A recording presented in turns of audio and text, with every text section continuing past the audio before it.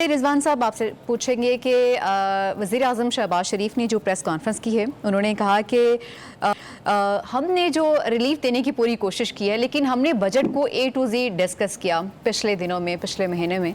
हमें उसमें tax revenue का फोकस ज़्यादा नज़र आया, अवामी रिलीफ कम नज़र आया, लेकिन वो दावा यही करते हैं कि अवाम को बहुत ज़्यादा रिलीफ दिया गया। देखिए, ये काम होता है अपोजिशन का। जब बजट आता है तो अपोजिशन जो है वो उसके ऊपर तकरीर करती है और उसके एंटी अवाम जो पहलू होते हैं उनको सामने लेके आती है जी। अब अपोजिशन तो पड़ी रही कैदी नंबर 804 के पीछे।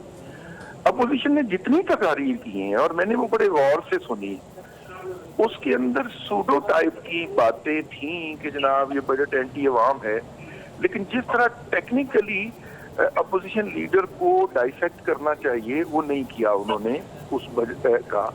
और यही बात है कि शहबाज शरीफ को कहने का मौका मिला कि ये हमने किया है।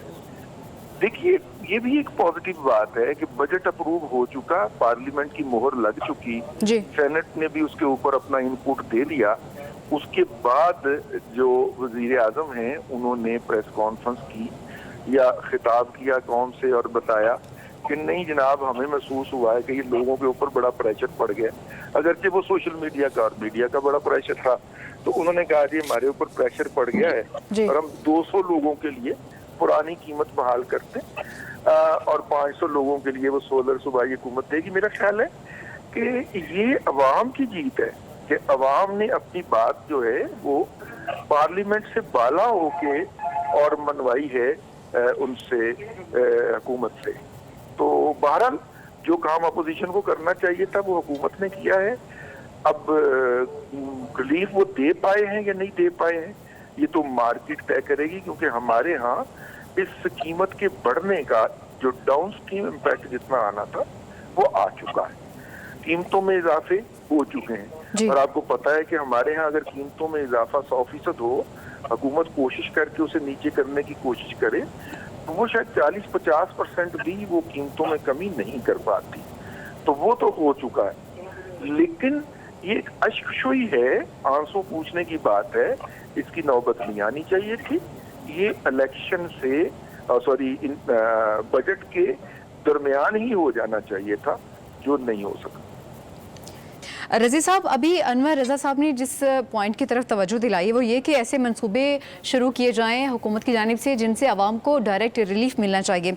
200 यूनिट्स की अगर मैं बात करूं तो 200 से जो नीचे के सारिफीन हैं उनको तो फ़ायदा होगा, उनके लिए तो रिलीफ होगा, लेकिन 200 से ऊपर वालों से ये जो है वो फ़ायदा लिया जाएगा इससे पहले और उनके यूनिट्स की कीमत बढ़ाई जाएगी और फिर 200 से जो नीचे वाले हैं उनको ये फ़ायदा पहुँचाया जाएगा। तो 200 से ऊपर वाले लोग तो बेचारे मर जाएंगे। नहीं, मर नहीं जाएंगी, वो जिंदा रहेंगी, क्योंकि वो जिंदा रहेंगी तो वो बिल देंगे। पहली बात। देखिए, एक बात जो है जो कि हमें पूरे सिस्टम को, जो कि डिस्ट्रीब्यूशन का सिस्टम है, उसको देखने की जरूरत है, डाइसेक्ट करने की जरूरत है। और वो बात ये है कि ये जो चोरी है बिजली की, इसको सपोर्ट कौन करता है, ये कवर कौन प्रोवाइड करता है? बोर्ड्स, जो लेस्को का बोर्ड ऑफ डायरेक्टर है, जो मेपको का बोर्ड ऑफ डायरेक्टर है, जो हेस्को का बोर्ड ऑफ डायरेक्टर है, यही करते हैं ना उसको मॉनिटर। बिल्कुल। इन बोर्ड के अंदर लोग कहाँ से आते हैं? इन बोर्ड के अंदर लोग जो हैं वो सूबाई हुकूमतें नामजद करती हैं। सिंध के अंदर जो तीनों बोर्ड है, तीनों के अंदर जो लोग हैं वो कौन है? जरा उनके नाम निकलवा के देख लीजिए, वो किनके फ्रंटमैन है, जरा ये भी देख लीजिए। पंजाब के अंदर हर गवर्नमेंट आती है और आते ही बोर्ड की रिकॉन्स्टिट्यूशन करती है, लेकिन बोर्ड पे जो लोग आते हैं वो कौन है? इस तरह तमाम मुल्क के अंदर जितनी डिस्ट्रीब्यूशन कंपनीज हैं उनके बोर्ड के ऊपर जो लोग हैं, असल में खराबी वहां से शुरू होती है।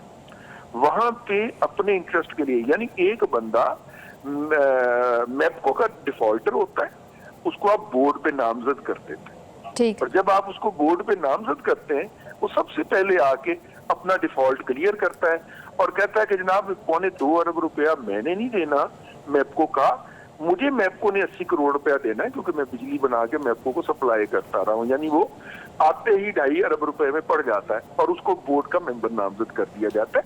तो मेरा ख्याल ये है कि थोड़ा सा इस हवाले से और ये बाय द वे ये सूबाई हुकूमतें करती। सिंध के अंदर तमाम बोर्ड जो हैं उनके अंदर जो है वो पीपल्स पार्टी ने अपने लोग लगाए हुए हैं।